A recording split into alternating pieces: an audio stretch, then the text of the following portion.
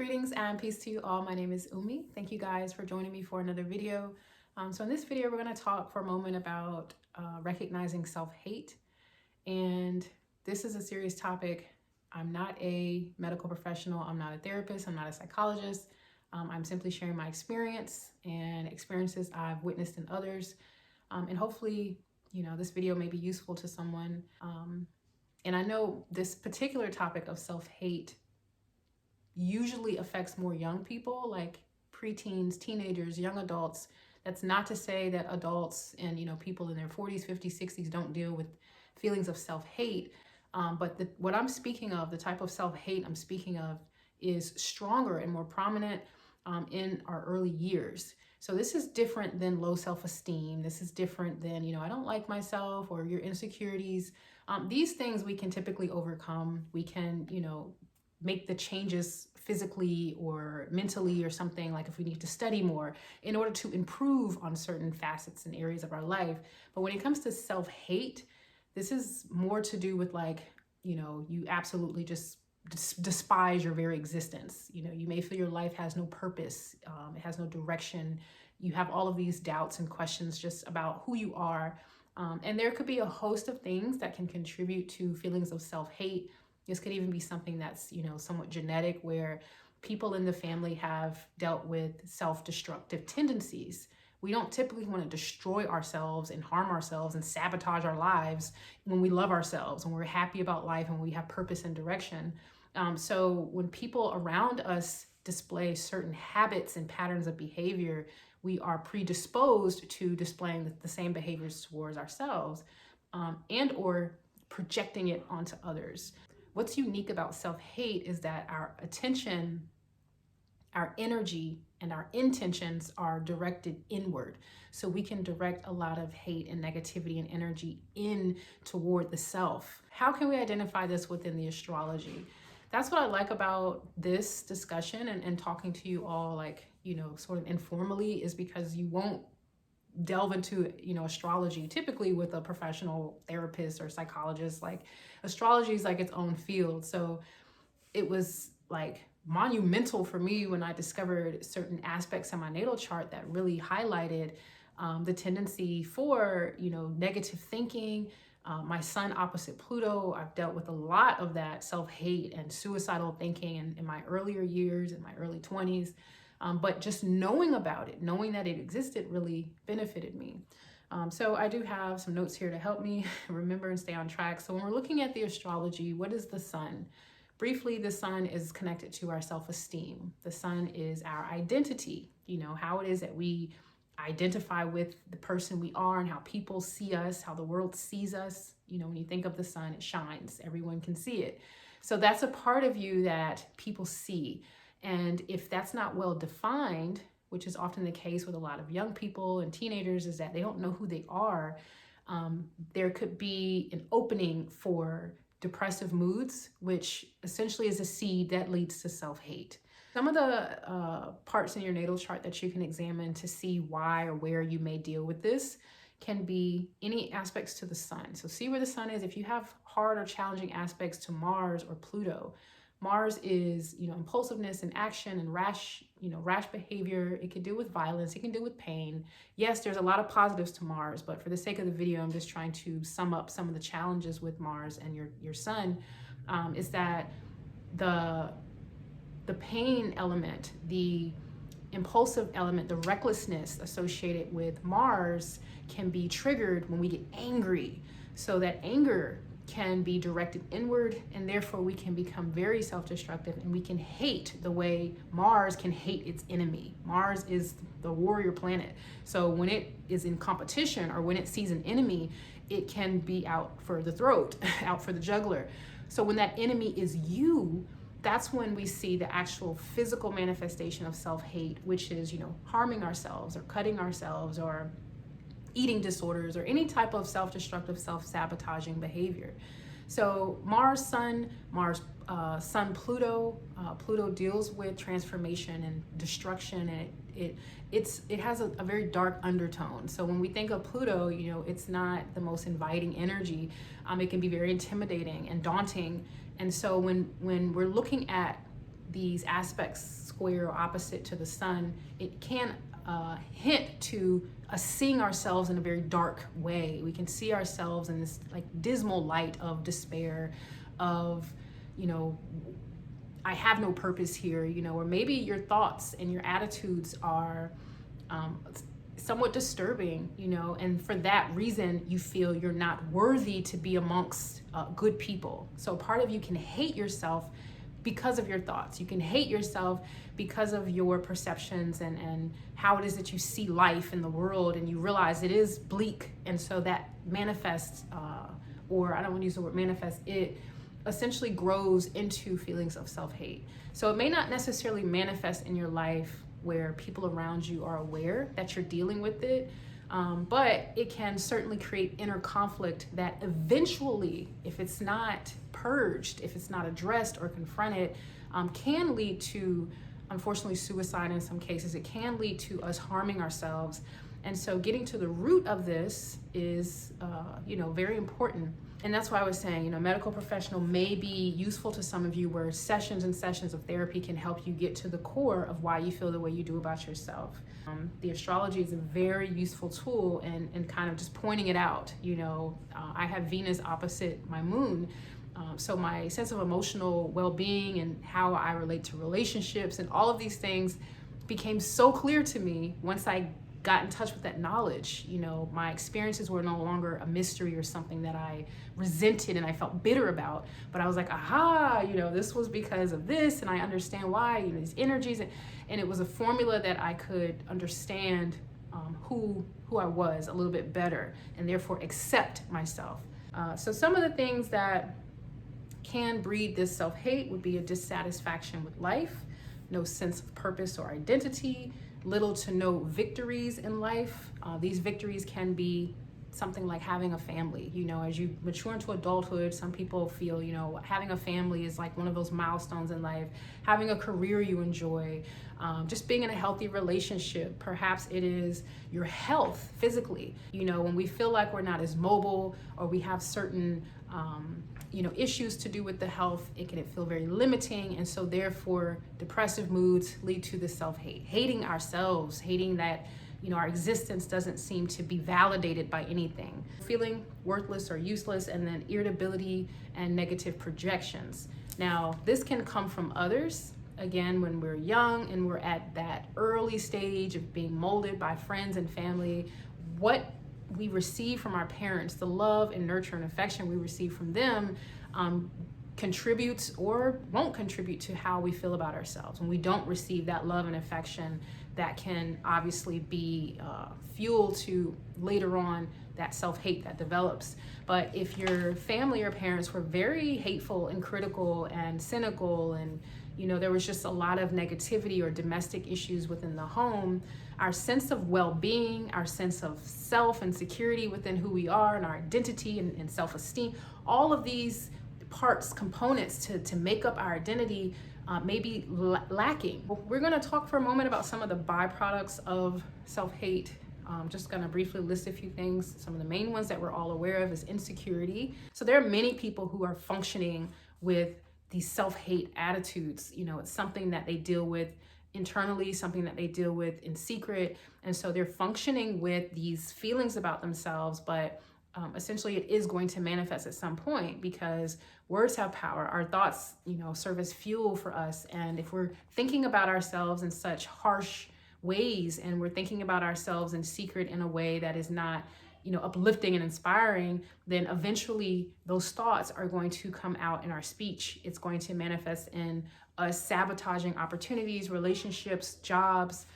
So just something to think about. Insecurity, depressive moods, self-sabotage, self-destructive tendencies. This can be alcohol and drug abuse. This could be eating disorders. This could be cutting yourself.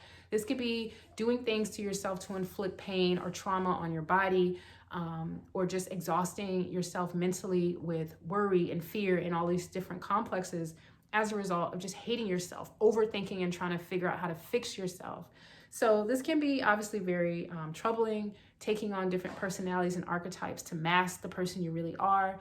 has, again, a lot to do with our level of maturity, spiritual maturity, as well as just how we've matured as people. That once we begin to accept our identity and who we are, then this allows for love to really settle in. Self-acceptance is a form of love. Self-acceptance is a form of love. Accepting your gifts, accepting your imperfections, accepting your talents, accepting your, insecurities, all of that can help you be a very well-rounded person. All of us have imperfections. All of us deal with bouts of insecurity. All of us have something. And once you realize that you as an individual, you're not alone in having these feelings sometimes of insecurity or, self-sabotaging behaviors. But hate is such a powerful and a strong reference here. And I'm not making any mistake by using that term, that some of us can sink into debilitating thoughts and emotions about the self that can be described in no other way other than hate. So how can we heal this? How can we overcome this? What's the solution? What works? Again, I'm just sharing my experience. And what I found was words have power. This is one thing I will say is so true. I recognize words have power, and we each as individuals have to use our words consciously and with caution, at times. And so when it comes to prayer and meditation, I know this sounds like so obvious and cliche, but I could be talking to the most, hardcore looking person that looks like they would be the least likely person to sit and meditate somewhere because it's just not their thing. But when people are in a state of desperation to get their lives back on track, to heal themselves, they're willing to do anything. So if you're someone who hasn't meditated, like you know about it, but you just haven't taken the initiative to start the practice, to sit down, to do some guided meditations, like this can help you to overcome depressive states and moods that can really put you in a very bad space, a bad headspace. Prayer is so powerful. Who you choose to pray to, that's your business. But I do encourage you to speak what it is you hope and want for your life and for your environment. It does not mean going to a rant about what you don't want. I don't want to be tired. I don't want to be broke. I don't want to hate myself. Don't give a list of what you don't want. Start speaking what you do want. For me personally, when I was going through my bouts of self-hate and calling myself negative names and calling myself broke and all this ignorant stuff, it was ignorance. It was out of lack of knowledge for the power of words and out of a lack of knowledge for who the hell I was. Because at that time, I didn't know who I was or the woman that I was going to become. I only saw this messy, insecure, doubt-filled girl. And I hated who she was because I was so ready for her to mature and to make better decisions.